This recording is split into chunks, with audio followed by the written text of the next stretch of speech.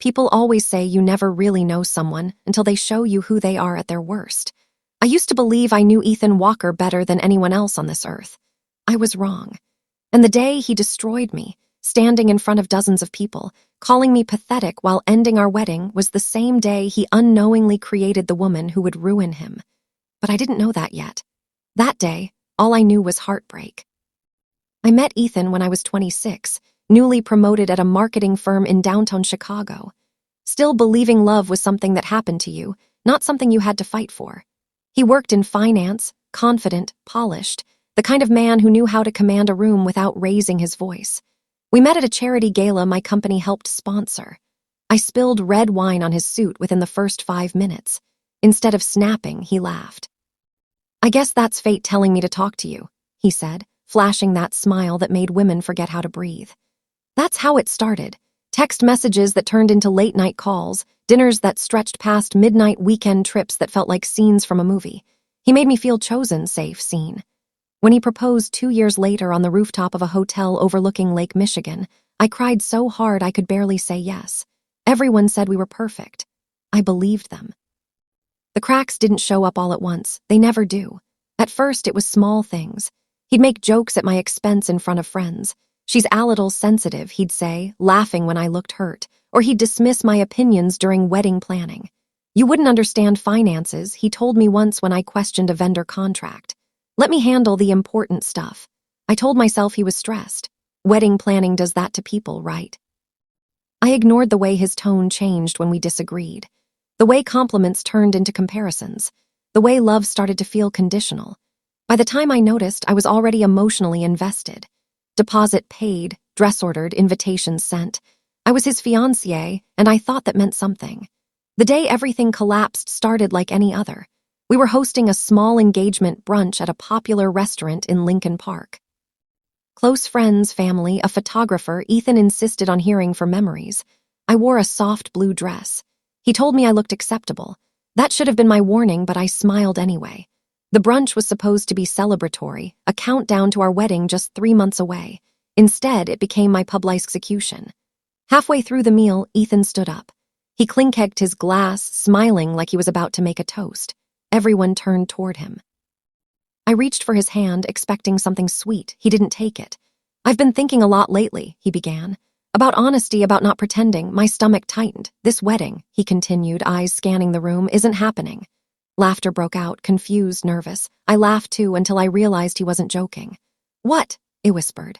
He turned to me, then really looked at me, and something cold flickered across his face. "I can't marry someone so insecure," he said loudly. "Someone who needs constant reassurance, someone pathetic." The room went silent. I felt every eye land on me like a weight crushing my chest. "Ethan," I whispered, my voice shaking. "Stop." But he didn't. "I've been carrying this relationship," he continued. "Financially, emotionally, socially, I deserve better." Someone gasped. My mother stood halfway from her chair. I couldn't move. "I wanted to do this privately," he added, shrugging. "But I figured you just cry and beg. This way it's clear. Like my humiliation was a presentation slide. I don't remember standing up. I don't remember grabbing my purse. All I remember is the burning in my ears, the pounding in my chest, and the way my knees threatened to give out as I walked past the tables. No one stopped me. No one knew what to say. The doors closed behind me, and I collapsed against the brick wall outside the restaurant, gasping for air like I'd been drowning. I had never felt smaller, never felt so exposed. My phone buzzed in my hand, a text from Ethan. "Don't make a scene. This is already embarrassing enough." That was the moment something inside me cracked, not loudly, not dramatically, quietly, dangerously. I went home to the apartment we shared, the one I helped decorate, organize, turn into a home. His things were everywhere. I sat on the edge of the bed in my engagement dress and stared at the ring on my finger. 2 years' plans, dreams gone. I cried until my throat ached and my eyes burned. But somewhere between the sobs, another feeling crept in. Anger, not explosive anger, focused anger. The kind that sharpens your thoughts instead of clouding them. He thought he'd broken me. He thought public humiliation would silence me. He was wrong. I didn't know how yet, but I would make him regret every word he said. That night, I took the ring off and placed it carefully on the dresser. Then I opened my laptop, not to stalk him, not to beg, to think, because Ethan Walker had one fatal flaw. He underestimated me, and soon that mistake would cost him everything. People think revenge is loud, that it involves screaming, exposure, public meltdowns. They're wrong. The best revenge is quiet, calculated, patient, and by the time the other person realizes what you've done, it's already too late. After the brunch incident, Ethan disappeared for 3 days. No calls, no apologies, no explanation. But I wasn't surprised.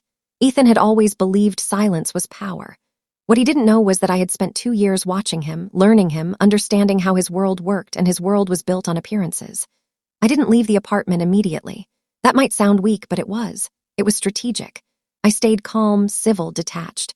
When he finally came home, he looked almost relieved to see me sitting on the couch, composed, my eyes dry. "You're taking this better than I expected," he said, loosening his tie. I smiled softly. "I agree," I said. I surprised myself, too. He nodded, mistaking my calm for surrender. That was his second mistake. Over the next few weeks, I quietly gathered pieces of my life back and pieces of his. I found emails he'd forgotten to log out of, messages that weren't meant for my eyes, late-night conversations with a woman named Madison, a junior associate at his firm. Not just emotional cheating, full-blown betrayal, hotel receipts, gift confirmations, flights he told me were work trips. I didn't cry. I documented screenshots, backups, dates. Because Ethan Walker didn't just humiliate me emotionally. He'd also lied professionally, and that would matter. While Ethan was busy rewriting our breakup narrative, telling people I was unstable, needy, dramatic, I was rebuilding. I moved out quietly while he was at work.